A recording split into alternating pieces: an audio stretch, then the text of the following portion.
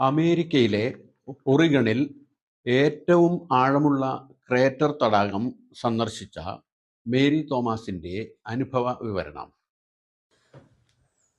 1949 അടി താഴ്ചയിലേക്കൊരു കുടുംബയാത്ര. 1949 താഴ്ചയിലേക്ക് നോക്കി നിൽക്കുമ്പോൾ ഞാൻ മുകളിലേക്കാണോ നോക്കുന്നതെന്ന് തോന്നി. ആകാശത്തിന്റെ നീളം താഴെ വീണ് കിടക്കുന്നു. കാലിഫോർണിയയിൽ നിന്ന് ഒറിഗണിലേക്കുള്ള കാർ യാത്രയ്ക്കിടയിൽ പോകുന്ന വഴിയിൽ റോഡിന്റെ ഇരുവശങ്ങളിലും പൈൻകാടുകളായിരുന്നു.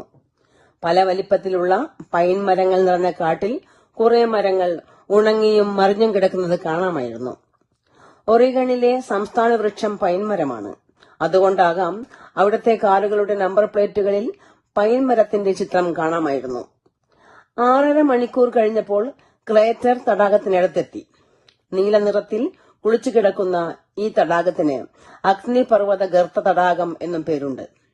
1949 അടി ആഴമുള്ള ഈ തടാകം അമേരിക്കയിലെ ഏറ്റവും ആഴം കൂടിയതും ലോകത്തിലെ 9ാമത്തെ ആഴം കൂടിയ തടാകവുമാണ്.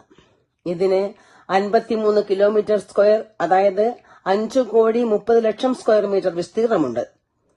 സമുദ്രനിരപ്പിൽ നിന്ന് 6,178 അടി ഉയരത്തിലാണ് ഈ തടാകം സ്ഥിതി ചെയ്യുന്നത്.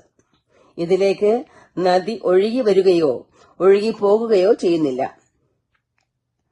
മഴ പെയ്യുന്നതും മഞ്ഞ് ഉരുകുന്നതുമായ വെള്ളം മാത്രമാണ് ഇതിലുള്ളത്. ലോകത്തിലെ ഏറ്റവും തെളിഞ്ഞ തടാകങ്ങളിൽ ഒന്നാണിത്. ഈ തടാകം ഉണ്ടായത് എങ്ങനെയെന്ന് അറിഞ്ഞത് വളരെ അത്ഭുതമുണ്ടാക്കി.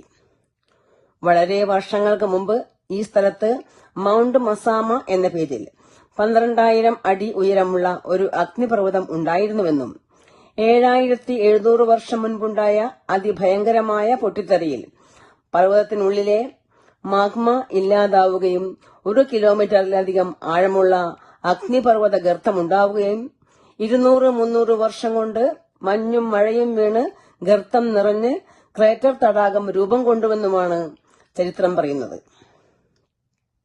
തെളിഞ്ഞ വെള്ളമായതിനാൽ ഇതിലേക്ക് സൂര്യപ്രകാശം ആഴത്തിൽ കടന്നു ചെല്ലുന്നതിനാൽ വെള്ളത്തിന്റെ നിറം കടും നീലയായി കാണപ്പെടുന്നു. ഈ തടാകത്തിന്റെ നടുവിലായി ചെറിയ അഗ്നിപർവ്വത ദ്വീപ് കാണാം. ഇതിന് വിസാഡ് ഐലൻഡ് എന്നാണ് പറയുന്നത്.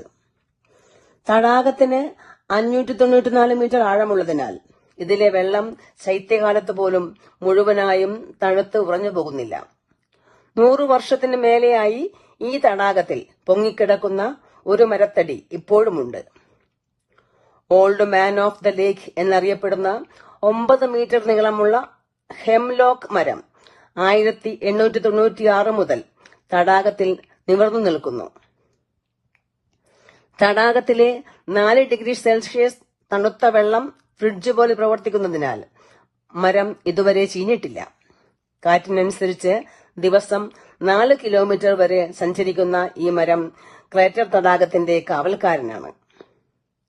450 വർഷം പഴക്കമുള്ള ഈ മരം മൗണ്ട് മസാമ പൊട്ടി വീഴുന്നത് ഒരുപക്ഷെ കണ്ടിട്ടുണ്ടാകാം. 100 വർഷം ഒരു മരം കേടുകൂടാതെ സൂക്ഷിക്കുന്ന ലോകത്തിലെ ഒരേ ഒരു തടാകമാണിത്.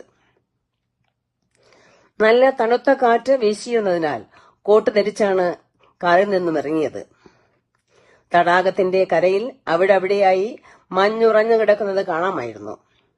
അതിമനോഹരമായ, ഇതിനു മുൻപ് കണ്ടിട്ടില്ലാത്ത ഈ നീല തടാകം കണ്ടപ്പോഴുണ്ടായ അത്ഭുതവും സന്തോഷവും വിവരിക്കാനാവാത്തതാണ്.